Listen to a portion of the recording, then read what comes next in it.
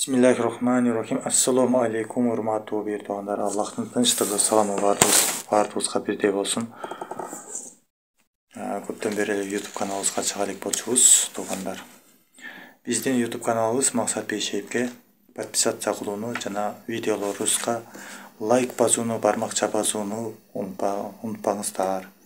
Бул лайк басуу канчалык көп болгон сайын ушул видеобуз тезирээк таркашына себепчи болуңуздар.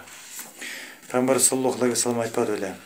Менден бир аят болсо дагы ошону жеткиргиле дейт да. Азыр 21-чи кылымдабыз. Интернет менен дагы маалыматтарды жеткирүүгө, алууга болот. Жана алымдар муну жасап жатышат да. Бирок насаат алуучулар үчүн деген да Аллах Таала. Ошо насаат алуучулар үчүн бул деген маалымат чоң байлыктардын катарына кирет. Чоң ырыскы да бул маалыматтар. Бул сөз ырыскы деген чуагачы. Азыр болсо Радиус Салихин деген китептен туура жолдо бекем туруу деген теманын негизинде хадис. Суфен бин Абдуллах разияллаху анху баяндайт.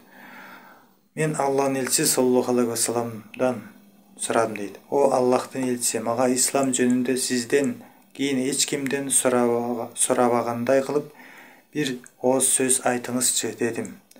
Аллахтын элчиси саллаллаху алейхи ва саллям бир Аллага ыйман келтирдим дегин да, анан туура жолдо бекем тут деп жооп берди.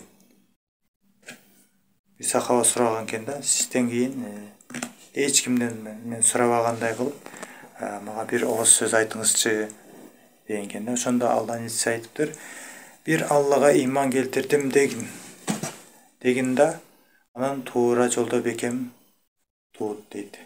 Бекемдик керек экен да. Чын жүрөктөн айтыш керек экен. Бир Аллага ыйман келтирдим депчи. Алла Таала жүрөктөгү нерсени кабыл алат да. Жана жүрөктөгү нерсе чыгат ойлоп атканда. Бухарейра разияллаху анху баяндайт, Аллахтын элчиси саллаллаху алейхи ва саллям мындай деген: ар иште орто жолду кармангыла. Тактыкты, тууралыкты бекем туткула. Эч кимдер сооптуу иштериңер менен гана кутулуп кете албасыңарды билип койгула, деди. Сахабалар, о Аллахтын элчиси, сиз да кутула албайсызбы деп сурашканда, Аллахтын элчиси саллаллаху алейхи ва саллям, эгерде Аллах Таала чексиз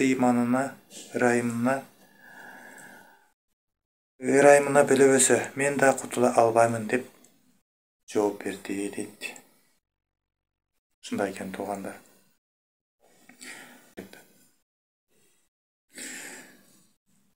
Аллахтын элчиси дагы мен да кутула албайм деп атпайбы? Эгерде Алла Таалам чексиз ырайымы менен белебөсө дейт да. Пайгамбар дейт. Пайгамбар болгон үчүн эле кутула албайт экен. Алланын ырайымы болуш керек экен да. Биз кимбиз анан? Эгерде Аллахтын ырайымындуу болушун кааласакчы, анда биз туугандарыбызга ырайым кылышыбыз керек да. Кечиримдүү болушубуз керек. Жөнөкөй болушубуз керек, жакшы мамиле кылышыбыз керек. Анан кайра эле өзүбүзгө келет да. Эмнени берсек бул дүйнөдө акыретке чейин алат экенбиз да, бул дүйнөдө. Эгерде адамдарга жакшы мамиле кыла турган болсок, ал адам мейли жаман мамиле кылып аткан болсун, ошол адамдын ээсинде калабыз да. Бир күнү ал ичинен болсо дагы өкүнүп уялып жүрөт. Айта албаса дагычы. Айткандан да уялат. Уялабыз да, кээ адамдар уялат да, кечирим сурагандан. Андай болбош керек экен да. Жок дегенде ичибизде болуш керек экен өкүнүч. Ошол адамдан мен кечирим сурасам дегенчи.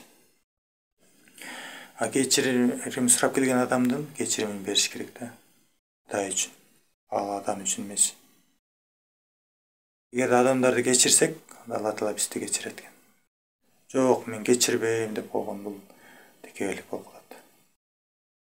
Биздин баамыбызча, билишибизче. Кандай жакшы мамиле кылабызбы, жаман мамиле кылабызбы? Туура жолдо жүрөбүзбү? Бул өзүбүз үчүн экен да. Алла Таала сиз менен биздин туура жолдо жүрүп калышыбызга эч кандай муктаж эмес экен, өзүбүз үчүн акыретибизди курабыз ушул жашоодо. Бир кымдай акча болсо дагы ошону чын жүрөктөн Алла үчүн берип калалы. Жашыруун берели болгондо да. Жакшы сөз айтып калалы. Бүгүн барбыз, эртең жокпуз. Аллах таалам ыраазы болсун.